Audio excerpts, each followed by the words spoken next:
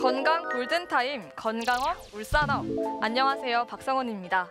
평소 생활을 하다 보면 발을 헛디거나 하이힐을 신고 있다가 발목이 꺾이는 경우, 또 물을 밟아서 미끄러져서 발목을 삐는 일을 겪게 되는데요. 여기서 문제는 한 번 발목을 삐게 되면 계속 재발을 하게 되고 일생 동안 영향을 줄 수 있음에도 불구하고 치료를 중단하거나 병원에 가지 않는 데 있습니다. 높은 굽을 신지 않았음에도 불구하고 계속해서 발목을 삐끗하거나 발목을 돌릴 때 뚝 소리가 나는 질환, 바로 발목 불안정증인데요. 건강업 울산업, 오늘은 문상현 전문의와 함께 발목 불안정증에 대해서 자세히 알아보겠습니다.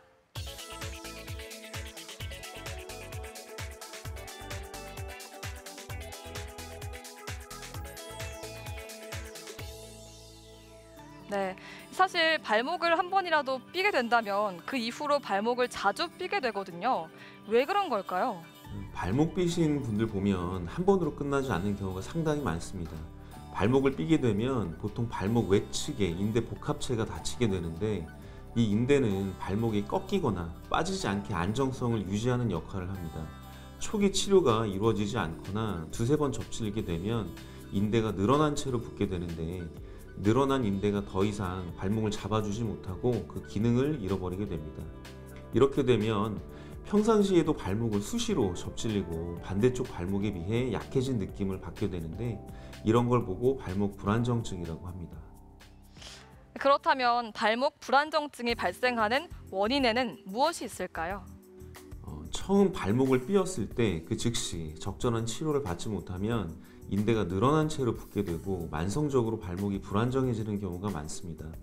운동 전 충분한 스트레칭을 하지 않거나 하이힐을 신는 등 발목이 쉽게 접질릴 수 있는 환경에 노출되는 것도 원인이 될 수 있습니다.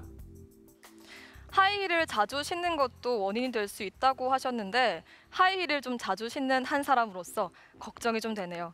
발목 불안정증의 증상은 어떻게 나타나는지 궁금합니다. 하이힐을 신는 것 자체가 발목 불안정증의 원인이 되기도 하고요. 발목 불안정증이 생기면 하이힐을 신는 것 자체가 좀 힘들어집니다. 발목 바깥쪽 부위에 지속적인 통증이 있으면서 수시로 붓고 별거 아닌 일에도 삐게 됩니다. 길을 걷다가 자갈만 봐도 삘 것 같은 불안감이 들기도 하고 반대쪽 발목보다 약해졌다는 느낌이 들기도 합니다. 발목이 자주 삐끗하는 것쯤이야 하고 치료를 하지 않는 경우도 있을 것 같은데요. 발목 불안정증을 꼭 치료해야만 하는 이유가 있다면 어떤 것이 있을까요? 발목 불안정증이 방치될 경우 인대 손상 부위의 만성염증으로 지속적인 통증과 붓기가 발생하고, 조금만 자세가 틀어져도 발목이 돌아가기 때문에 일상생활에 지장을 줍니다. 무엇보다도 반복된 접질림은 연골 손상을 유발할 수 있기 때문에 퇴행성 관절염이 발생할 수 있습니다. 따라서 자주 접질리는 상황을 피하는 것이 상당히 중요하다고 할 수 있습니다. 그럼 발목 불안정증을 치료하는 방법에는 어떤 것들이 있나요? 무엇보다 한 번 발목 불안정증이 발생하면 늦기 때문에 일단 발생하지 않도록 처음부터 초기 치료를 적절하게 받는 것이 중요합니다. 하지만 이미 발목 불안정증이 발생했다면 하이힐을 피하고 운동 전 충분한 스트레칭을 하는 등 발목에 무리가 갈 수 있는 상황을 피해야 하고요. 체외 충격파나 주사 치료를 통해서 인대의 회복을 기대해 볼 수도 있습니다. 여러 치료에도 증상이 계속된다면 인대를 봉합하는 수술적 치료를 고민해 볼 수도 있습니다. 다만 치료 이후 걷는데 좀 편해졌다고 해서 안심해서는 안 되고요. 일상생활에서 발목에 무리가 가지 않도록 항상 신경을 써야겠습니다. 치료 후에 걷는데 지장이 없다고 해서 안심해서는 안 된다고 합니다. 그 이유는 뭔가요? 한번 부풀어진 풍선은 바람이 빠지더라도 약간 늘어난 상태가 되는 것처럼, 인대 손상 후 치료로 증상이 좋아졌다고 해도 한번 늘어난 인대는 예전의 상태로 완벽히 돌아가기는 힘들기 때문입니다. 수술적 치료를 받는다고 해도 원래 인대 기능의 한 80% 정도 회복되는 게 보통이기 때문에 항상 조심하는 게 좋겠습니다. 마지막으로 발목 불안정증의 좋은 운동법에는 어떤 것들이 있는지 소개 부탁드립니다. 스트레칭을 통해서 발목 주변 인대와 근육의 경직을 풀어주는 게 중요합니다. 한 발로 서서 눈 감고 균형 잡기 등의 운동과 다리 바깥쪽의 비골건을 강화할 수 있는 고무줄 운동도 도움이 될 수 있습니다. 네, 말씀 잘 들었습니다. 아직 날씨가 많이 춥습니다. 이런 날씨에는 인대와 혈관이 수축되기 쉬워서 증상이 더 심해질 수 있는데요. 이 발목 부상을 가볍게 받다가는 평생 발목 잡힐 수 있다는 점 꼭 기억하시기 바랍니다. 오늘도 건강한 하루 보내시고요. 요가 동작 함께 배워보시면서 저는 여기서 인사드리겠습니다. 고맙습니다.